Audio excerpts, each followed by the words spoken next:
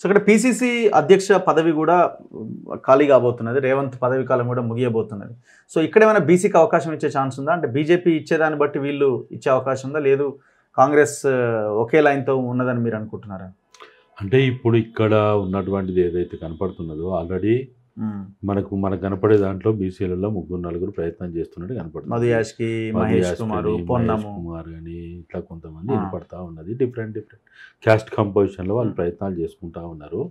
కానీ తెలంగాణ వరకు వచ్చినప్పుడు ఈ సోషల్ ఇంజనీరింగ్ ఎంతవరకు పనిచేస్తుంది అనేది పెద్ద క్వశ్చన్ మార్క్.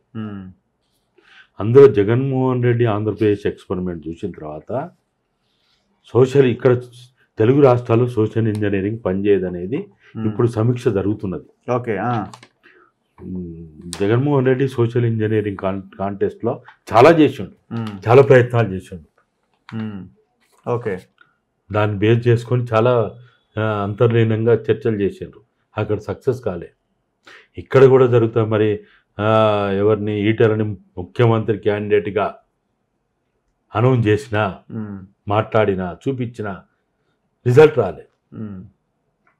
కాబట్టి వీటన్నిటిని దృష్టిలో పెట్టుకున్నప్పుడు ఏంటంటే ఇక్కడ తెలుగు రాష్ట్రాల్లో సోషల్ ఇంజనీరింగ్ ప్రాతిపదిక పెట్టుకొని పార్టీలు, ముఖ్యంగా బీజేపీ కాంగ్రెస్ పార్టీలు అధ్యక్షులు పెట్టినా కానీ, మంత్రి పదవులు ఇచ్చినా కానీ, లేకపోతే ఇంకా ఇతరత్ర పదవులు ఇచ్చినా కానీ ఆ కోణంలో చూస్తారండి అనలేం. వాళ్ళ యొక్క ప్రాబల్యం ఏంది, వాళ్ళ ఎత్తులు జిత్తులు ఎట్లా చేస్తారు, అరచేతుల వైకుంఠం చూపెట్టి ప్రజల్ని ఎట్లా మోసం చేస్తారు, ఇదే ప్రాతిపదిక ఉంటుంది కానీ ఇంకో ప్రాతిపదిక ఉంటుంది అని అయితే నేను అనుకోను. అంటే మోరల్గా ఒక లైన్ ఉంటుంది కదా. ఇప్పుడు ఆల్రెడీ ముఖ్యమంత్రి రెడ్డి అయిండు, మళ్ళీ పిసిసి కూడా రెడ్డికి ఇస్తే ఇదన్న ఒక లైన్ ఉంటుంది కదా ఎక్కడో దగ్గర. మీరు అన్నట్టు నాన్ రెడ్డికి వస్తుండొచ్చు కానీ ఆ నాన్ రెడ్డిలో ఎవరు అసలు ఇప్పుడు మనం అనుకున్నటువంటి అరచేతుల వైకుంఠం చూపెట్టి ప్రజల్ని తిమ్మిని బమ్మిని చేసేటోడెవడు, లేకపోతే ప్రజల్ని ఆకర్షించేటోడెవడు, ఎక్కువ అబద్ధాలు ఆడేటోడు ఎవడు, ఎక్కువగా ఏదైనా చేసి ప్రజల్ని మన వైపు ఉంచేటోడు ఎవడైనా చూస్తారు. అంతకుమించి సూత్రబద్ధంగా, న్యాయబద్ధంగా, ధర్మబద్ధంగా, చట్టబద్ధంగా పనిచేసేటోడు అక్కర్లే. ఎక్కడ ఏ దేశంలో ఎవరైనా ఉన్నారా చెప్పండి. అవును, ఇప్పుడు ఈ 6 గ్యారంటీస్ ఇప్పుడు ఎలక్షన్స్ అయిపోయినాయి, కోడ్ అయిపోయింది, 100 రోజులు అయిపోయింది, 6 నెలలు అయిపోయింది, ఎలక్షన్ కోడ్ కూడా అయిపోయింది. ఇప్పుడు రేవంత్ ముందున్న సవాళ్ళు ఏంటని మీరు అనుకుంటున్నారు డెవలప్మెంట్ విషయంలో అండ్ సంక్షేమం విషయంలో? సో ఆయన ముందు ఒక పెద్ద ఇదే కనబడతా ఉన్నది. సరే, రుణమాఫీ ఏమో ఆగస్టు 15 లోపు చేస్తామని, ఇంకా దానికి ఒక 2 నెలల సమయం ఉంది.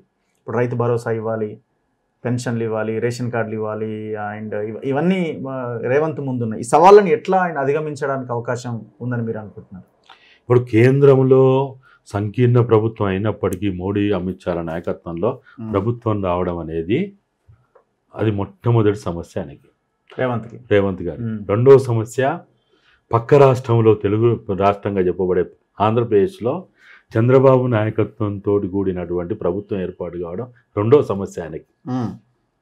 ఓకే, అసలు ఈ 2 సమస్యలు నుంచి ఆయన ఎట్లా పడతాడా అనేది నాకైతే అనుమానమే ఉన్నది.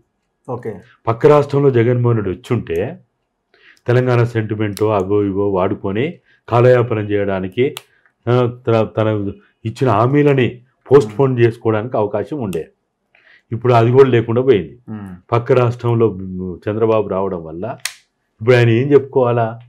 జగన్మోహన్ రెడ్డి ఉంటేనేమో ఆయన మీద ఏదో చెప్పి ఏదో అటు ఇటు ఇది అది నాగార్జున సారు, శ్రీశైలము, పోలవరము, లేకపోతే ఇంకోటి చెప్పుకొని ఏది లేకపోతే మన కృష్ణానది జలాలు, అది మహబూబ్ నగర్ ఇష్యూ బేస్ చేసుకొని, లేకపోతే మన తుంగభద్రాన్ని బేస్ చేసుకొని ఏదో మాట్లాడడానికి ఉండే. ఇప్పుడు ఏం చేస్తాడు?